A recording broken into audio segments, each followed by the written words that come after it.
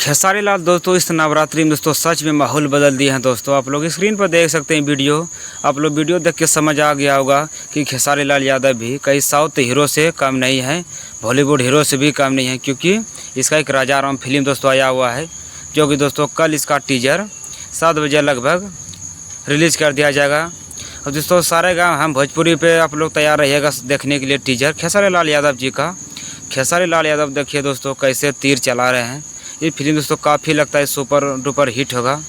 दोस्तों अगर आप लोग चैनल पे पहली बार आए तो चैनल को सब्सक्राइब करना भूलिएगा।